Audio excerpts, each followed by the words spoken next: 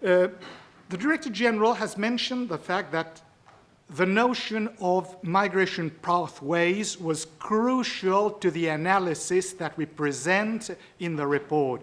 It is through that notion of pathways that we look at the notion of well-being, which Nelly is going to talk to us about.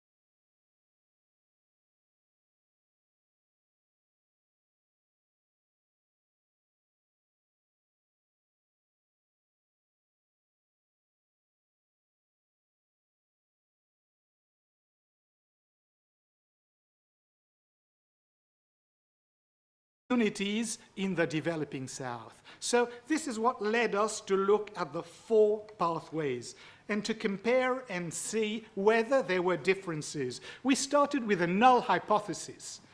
I guess we would have been very disappointed if we had seen no differences, but we didn't want just to look at the global picture. We wanted to see how those different pathways led or did not lead, since it was a null hypothesis, to differences in outcomes in terms of well-being. But of course, once that decision had been made, we had a challenge. Unfortunately, countries such as the ones I see on the nameplates in front of me do not come with very convenient labels saying country X, north, country Y, south. So we had to decide how to divide countries between the north and the south. In fact, there are 3 ways in which the division is made. UNDESA divides countries into developing and developed regions. That would have been one way of doing it. The World Bank does the division in terms of GNI per capita and makes a difference, therefore, between high-income countries and other countries which are low, middle, or upper middle income. And UNDP comes up with a different way of dividing the countries based on the Human Development Index. For your interest, you will see that, in fact, we provide the 3 divisions. We give you what the outcomes would be, at least in terms of North and South countries, under each of these. But for our analysis of well-being, we have chosen to follow the World Bank way of dividing up the countries, if only because that one seemed to be most relevant to a discussion on migration and development. A few other considerations to leave with you while you look at that analysis. Of course, bear in mind that these are constructs. That means that while the report tries to highlight common characteristics along each of the pathways, there are, of course, large, significant differences within them. Secondly, of course, let's not conclude that these are standalone pathways. They interact, and they all form part of a global migration system in which all of the pathways are interlinked. I should also like to highlight that the description of the 4 migration flows represents a snapshot of the situation in 2010, as these countries were classified at that particular point in time, because that can change from year to year. Now let me give you some very quick glimpses, just to tease you some of the interesting insights we come up with. And some of them are new, some of them are counterintuitive. First, most international migrants, it's true, move from the north, from the south to the north, or between countries of the south. And if there is one snapshot that I would like you to bear in mind as you read that report, it is that one, to show that movement goes in all directions. North-north, 22%, north-south, 5%, but increasing, south-south, 33%, almost as much as movements from the south to the north, 40%. Most international migrants live in the north.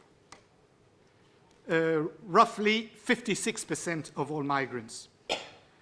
Migrants represent between 10 and 12% of the population in the north, while they represent only 2% of the resident population in the south. So bear that in mind. The proportion in the north is much higher than in the south. This perhaps explains the reason why the issue of migration as a political, social, and economic issue tends to be more visible and more prominent in the north, because of those differences in proportion. The number of south-north migrants increased the most during the last 2 decades. So where there is increase, where there has been increase, it has been, in fact, along the south-north axis. But that particular pathway represents less than half of all international migrants. South-south migrants are, and I underline that fact represent a very large proportion. They are also deserving of particular attention because they are economically important, and I think because in the past that's been a blind spot in research. And in this particular report, we have tried to redress that. We draw attention that although most international migrants originate in the south, now I underline that, people in the north are much more likely, or at least more likely, to emigrate. Again, this is a very interesting finding, which goes counter to a lot of the thinking according to which it is lack of development that underlies much human mobility. In fact, the statistic that we come up with is that development, in fact, is in itself a cause of great mobility. That may be for reasons that we are yet to fully understand. It may be that people in developed countries have more resources to use in order to move about. These are some of the questions that we would like to follow through, but it's a very interesting finding. The next slide shows that a small majority of international migrants are male. There, we knew that, so that has not changed very much, except in the case of north-north migration, where the majority are female. Migrants in the south are more likely than those in the north to be at the low and high extremes in the age distribution, whereas migrants in the north are more clustered within the working age. Perhaps at this point I should also mention that the survey shows that migrants are represented across all skill levels: lower skilled, middle skilled, higher skills. However, there is a higher representation among low-skilled workers. 44% of migrants are low-skilled, if you're interested in the figures. 33%, it's estimated, have intermediate skills, and only 22% are highly skilled. But I repeat, that shows that there is, in fact, representation right across the levels of skills. One quick little insight, which doesn't appear on the screen. Contrary to public perception, the majority of refugees not only originate, but also live in the south, not in the north. They originate in the south, that was known, but it's also interesting to note that they live in the south. 4 out of every 5 refugees were born and were living in the south.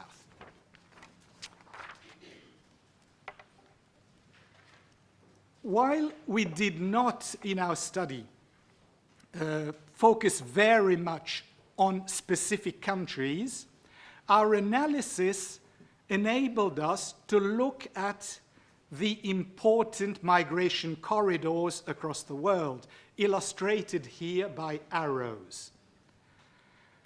The red arrows, 12 of them, are south-south movements, and please bear in mind that the notion of south-south is not geographic.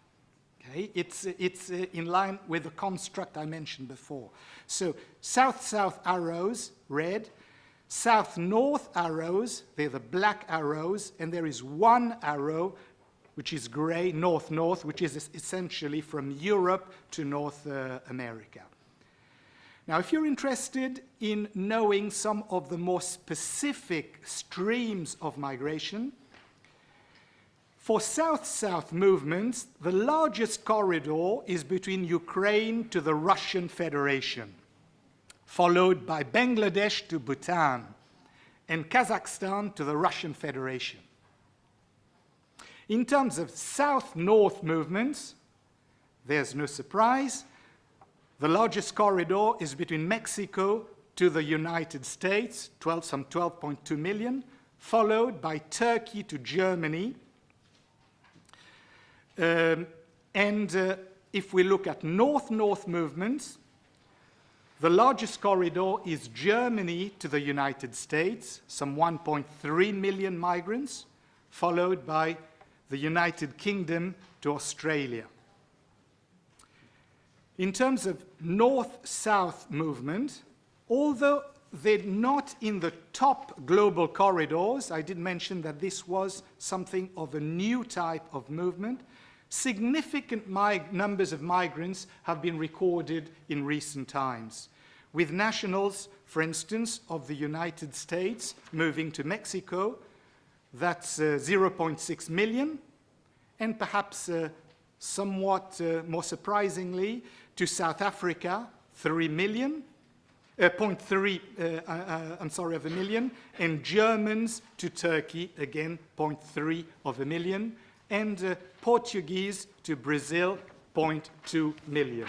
This is a flow which we are monitoring with particular interest because it's a newly emerging phenomenon.